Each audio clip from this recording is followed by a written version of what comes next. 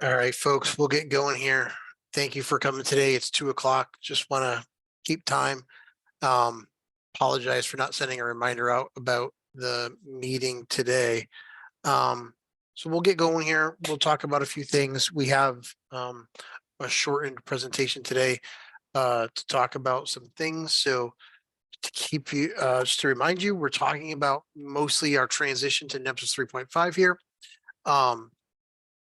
Our timeline for the transition is as follows: August 1st. That's today, right? It snuck right up on us. We're closer to the end of the year than we are to the beginning of the year. Um, so we have a change notice ready to go. We're putting some final tweaks on it for today. It'll probably come out towards the end of the afternoon today.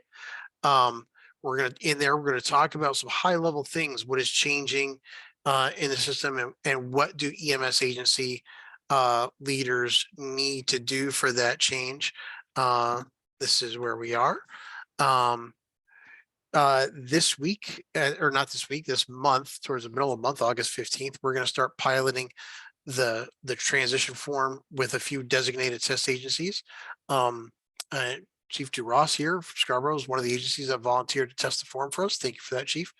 And we're going to ask the clinicians at these agencies to submit some feedback to us on the run form. By September 1st, we hope to have an education component out and available on MEMSED so that EMS clinicians getting ready to transition starting on October 1st can take that training course so that they'll understand the nuances of the NEPSIS 3.5 data set and the changes to the run form, as well as some other helpful hints and tips for successful documentation in MEFIRS. October 1st, we're going to start rolling this out to everybody. So hopefully we'll have some of that feedback in and made some updates and changes, and we'll roll this out to everybody to start using October 1st. Not every agency will have to go live October 1st, but all agencies will have to go live by December 1st. So what is NEPSIS 3.5? It is a way to describe the whole EMS event. Not just about that one disposition field, which a lot of people keep saying to us. The primary goal is to improve the ability and flexibility to fully describe an EMS event in a way that we could not do before. And I've talked about this a few times in this meeting, but talking about some of the fields in the current data set, the NEPSIS 3.4 data set. Just for instance, if you look at type of service requested, which we're going to talk about in a minute here, it has some fields that are some options that are answering more than one question, right? So, and the same thing with the disposition field, incident patient disposition. For some of the cardiac arrest dispositions, right? Patient dead on scene, resuscitation attempted with transport. You don't fully know what that means. And could that be the same as treated and transported by this EMS unit? It could be the same, right? And that other one, dead on scene, resuscitation attempted with transport, that's answering 3 different questions, right? So what this change does is it really breaks it down to us to be more or less answering one question per data element. For instance, in eResponse.05, what we have showing here on the screen for everyone to see is these are our current values that we have in the data set.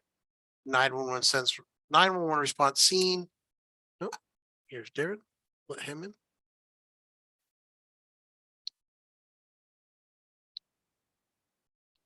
Wait till he pops in. Welcome, Darren. 911 response scene, intercept and mutual aid. These are the 3 emergency types of responses. We kind of feel that a lot of folks don't necessarily use potentially this mutual aid one as much as they should, right?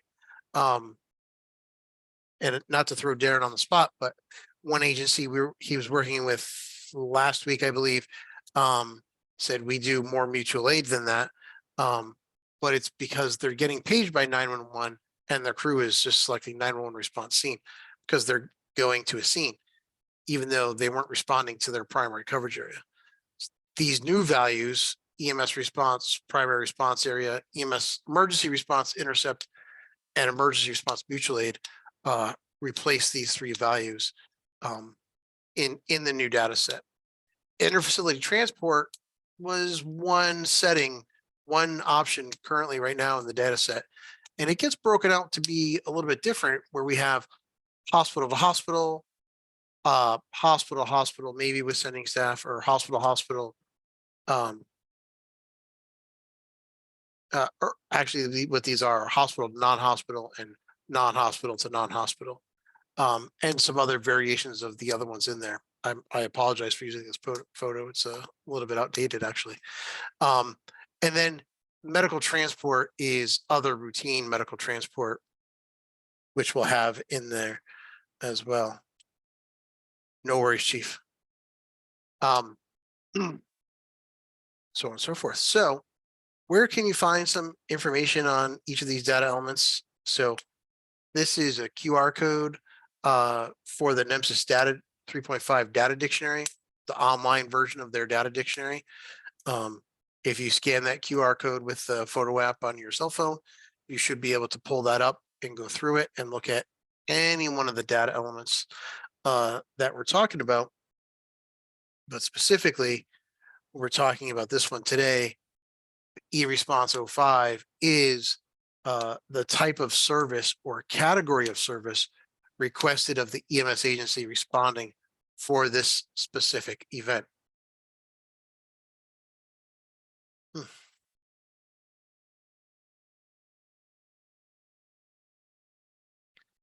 The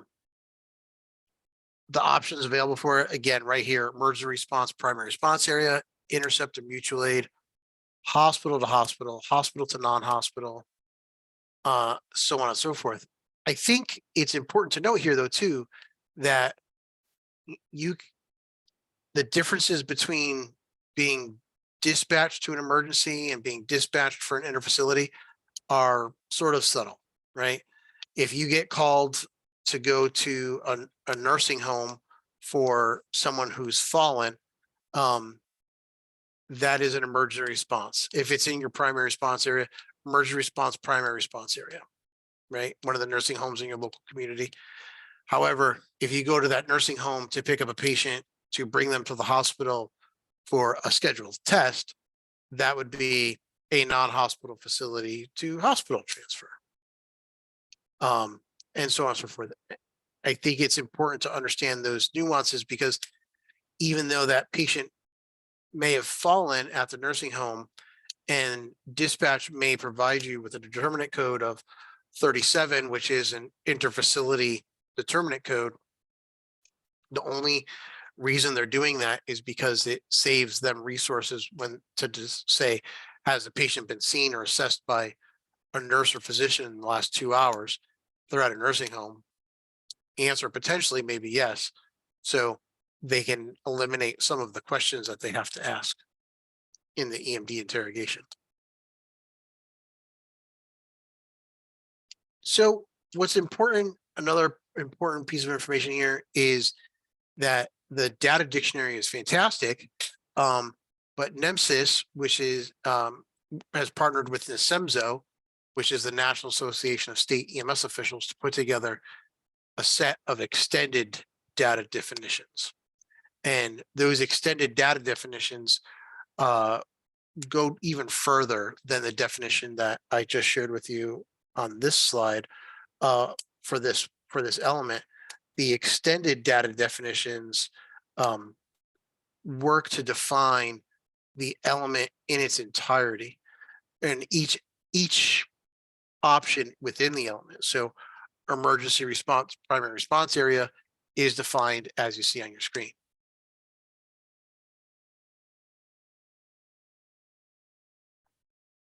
And here is a definition of other routine medical transport.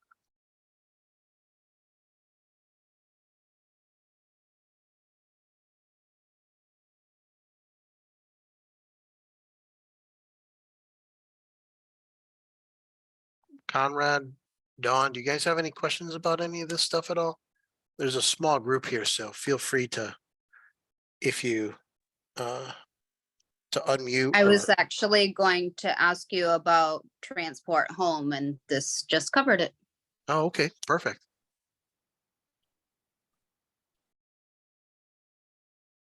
Conrad, do you have any questions?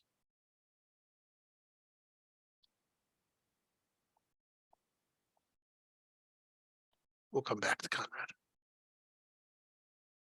All right, so if you folks are interested, the run form is up and you can access it on our demo site. If you go to the Maine EMS website and you access the MEFIRS page there, the login information for the demo site is right there, and you can access the run form and you can could use it to your heart's content and see how it works for you. This is what it looks like on your initial login. There's a bit of a different flow to it, and there's a reason for that we can explain, that I can very much articulate for you. On this first tab here, let me navigate away from sharing my screen here and see if I can log into the site, and I'll show you exactly what I mean.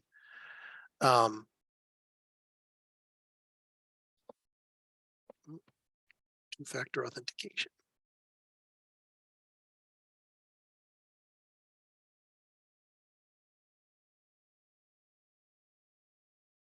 Okay, let me do a new share. New share.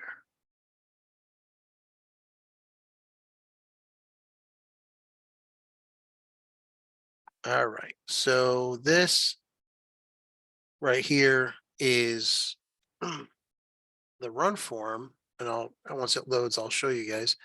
But the nice thing about this run form is that on the first two tabs, once it opens up, if you're an agency that uses Elite Field, right? So you open up your Tough Book, your tablet, your iPad, whatever you're using for your Elite Field device, and you log your crew members in. And then you're going to put your responding unit information in, right? What that'll do is it'll complete these first two tabs for you. You won't have anything to enter on these two tabs right here if you're using Elite Field. And then you'll start here on this EMS Times page, which is fairly handy. One other small change we made is on the patient information page. We moved the homelessness question and the veteran status question to the top, because if you use the find a repeat patient functionality, and I'll demonstrate this to you. This patient, the only two things that only things that you would have to answer would potentially be those two questions. The veteran status question actually is a repeat patient functions in the repeat patient functionality, but the homelessness question doesn't, right? So if you use the repeat patient functionality, yes, you have to go and verify all this information is correct, but in theory, these are the top two questions that you'd have to answer on this tab. So there'd be a little bit less scrolling for you, right? So that was one thing that we moved as well. Any questions? I saw Conrad turned his video on. I was kind of excited about that, but I felt bad because no one else does, so I didn't want you to be the only one out here with your pretty face. oh, thanks, Conrad. Appreciate that. So on the repeat patient function, Jason, what's the, like way back when they discussed, what's the criteria on how far back that it pulls, and is it only on the device that records it, or is it agency based? Because it just seems to be not too clear. It's agency based. Okay. So when the device, if you have an Elite Field device, if you're using Elite Field, right? I'm on the main site right now, so the main site doesn't have to sync or anything like that. Right. But if you're on an Elite Field device, it would have to perform a sync to have the latest information, right? But so say you had 5 units at your agency or 2, whatever. The other unit did a call, wrote the run report, posted it. Now you got to go to the hospital, bring that patient back to the nursing home, just for argument's sake. Mhm. You would have to sync your device to get that Right. record patient information into your device. But also the time frame that it looks back, we recommend 90 days for look back, right? You could set that in the agency's setting. You could say repeat patient looks back X number of days. We Okay. recommend 90, only because for patients that have the unfortunate luck to see EMS more than twice in 90 days, then that's probably accurate that they're a repeat patient. But if you make it more than 90 days without seeing EMS a second time, something may have changed, and that repeat patient functionality tends to become a little bit less accurate at that time. So, and I hate to admit that sometimes clinicians don't, if they find a repeat patient, they just add it. They don't review everything and go through it and update it appropriately. So some of that information after 90 days could be outdated, but that's a blanket statement and it's broad, I know, and it's not 100% accurate, but we're comfortable with the 90 days. But you can set it to essentially whatever you want. The longer you set it, the more patients will sync and the longer Right. it take to sync. So, Yeah, ours must be set pretty high, because it seems like every time you go to log in, it's like, oh, it might finish syncing by the time we get to scene. oh, geez. Okay. But I'll So, double check that. Thank you. No worries. No worries. Thank you for asking that great question. So, um, we've moved the agency supplemental questions out of the narrative box because, well, personally, because I found it annoying when I clicked on the narrative box that I had to click on that one first to get to narrative. So we've moved it out of there to its own box. Yeah. Some of the other things that, Darren, is there anything else like you could think of off the top of your head that we should show like at this point in time in the run form? No, I don't think so. I think I know we wanted to cover the type of service requested, and I think we got that Yeah. pretty well covered. So thanks. Let me go back to my audience window. All right. So yeah, so I think Ben joined us a little bit early, or a little bit later, but he was here. I think you were here last week, Ben. So, but we're just going over, if you want to try out the form, it's available on the demo agency. Go to our website, maine.ems@maine.gov. Maine.gov/EMS. And then you can log in with that information and try it out. So questions and answers. Great questions today, guys. I really appreciate you coming with some questions. Is there anything else you guys have for questions? Anything at all? Doesn't even have to be 3.5 related, and we'd be happy to try to answer it or find an answer for you.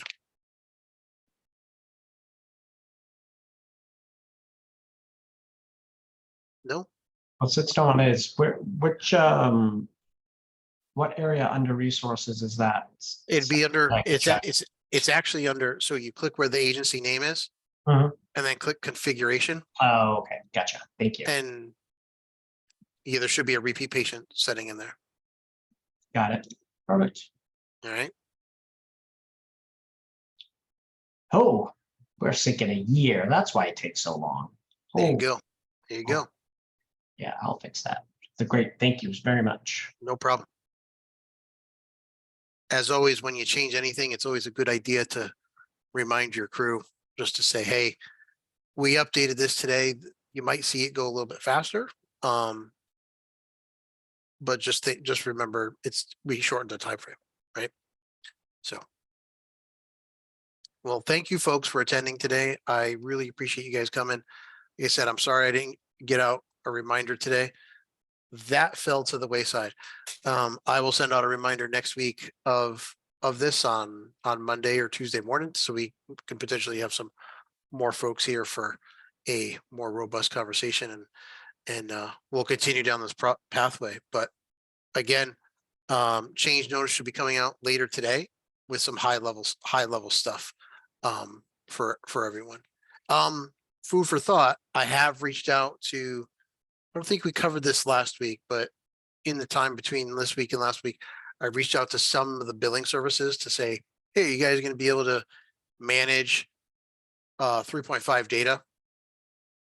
Comstar is a yes. Medical reimbursement services is a yes. Quick Med claims is a yes. Central Maine cost recovery is a yes. And Northern Light medical transport is a yes. That all those 5 billing agencies will be able to handle processing NEPS 3.5 data. So, yeah. Any questions from anyone? Last call. You don't No, have to. That's great. All right. Well, thanks, folks. Thanks for coming. And I appreciate your time, and have a great week and have a safe week. Bye now. Thank you.